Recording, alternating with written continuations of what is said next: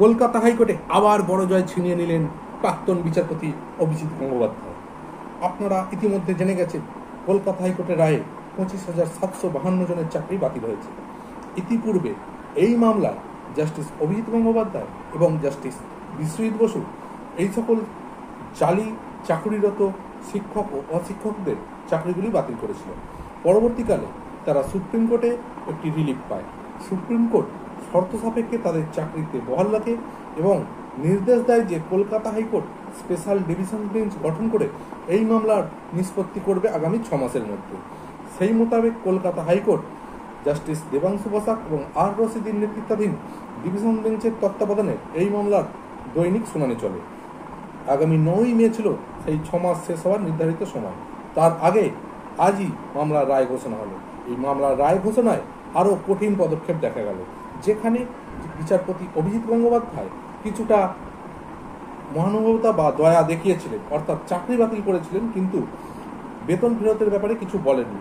কিন্তু আজ কলকাতা হাইকোর্টের বিচারপতি দেবাংশু বসাক তার রায়ে যেটা উল্লেখ করলেন, মোট 270 পাতার রায়ে, মাফ করবেন 280 পাতার রায়ে 370টি প্যারাগ্রাফ আছে।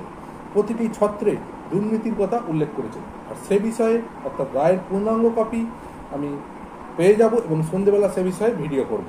এখন যেটুকু তথ্য পাওয়া গেছে তাতে উল্লেখ আছে যে এই যেহেতু পুরো প্যানেলে কতজন স্বচ্ছ এবং কতজন অস্বচ্ছভাবে নিয়োগ পেয়েছে সে ব্যাপারে বারবার হলফনামা দিয়ে জানতে চাওয়া হলেও সরকার কোনো কিছু জানায়নি। তাই এখানে বিচারপতি বসাক জানিয়েছেন যে 25,752 জনের চাকরি বাতিল করা হলো। যেহেতু 24,000 সিট সংখ্যা ছিল, সেখানে 25,772 জন নিয়োগ করা হয়েছে। এই নিয়োগের মধ্যে সরকারি আধিকারিকরা যুক্ত, নাহলে অতিরিক্ত সিট তৈরি করে নিয়োগপত্র দেওয়া যায় না। তাই সিবিআই মনে করলে যে কোনো অফিসারকে যখন তখন গ্রেপ্তার করতে পারে বা কঠোর পদক্ষেপ নিতে পারে। সেক্ষেত্রে রাজ্যের মুখ্য সচিবের পারমিশনের কোনো প্রয়োজন নেই। পাশাপাশি এটিও জানিয়ে দেওয়া হয়েছে যে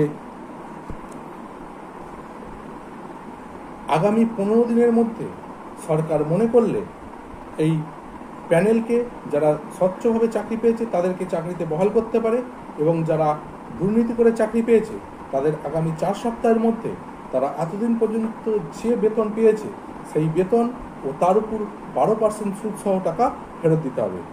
এদিন বিচারপতি উল্লেখ করেছেন এই নিয়োগ দুর্নীতির বিষয়টি রাজ্য সরকার অবগত ছিল। আর যদি অবগত না থাকে তাহলে কেন সে সুপার নিউমেরিক্যাল পোস্ট ক্রিয়েট করতে গেছিল? অর্থাৎ ভোটের আগে আরেকবার বড় জয় ছিনিয়ে নিলেন বিচারপতি অভিজিৎ গঙ্গোপাধ্যায়। কারণ এতদিন পর্যন্ত তার রায়কে আক্রমণ করা হচ্ছিল পক্ষপাত দুষ্ট ও বিজেপির হয়ে, কিন্তু না, দেখা গেল তার রায় সঠিক ছিল। তার পরবর্তীকালে ডিভিশন বেঞ্চ, আজকে আবার ডিভিশন বেঞ্চের রায়। আগামী দিনে কি হয় দেখার, এবং রায়ের কপি হাতে পাওয়ার পর আমি তৎক্ষণাৎ প্রতিবেদন আপনাদের সামনে করব সেই রায়ের কোথায় কি উল্লেখ আছে। আর আপনারা যদি সেই প্রতিবেদন পেতে চান তো চ্যানেলকে সাবস্ক্রাইব করে পাশের বেল আইকন অন করে আমাদের সঙ্গে যুক্ত হয়ে যান। Thank you so much.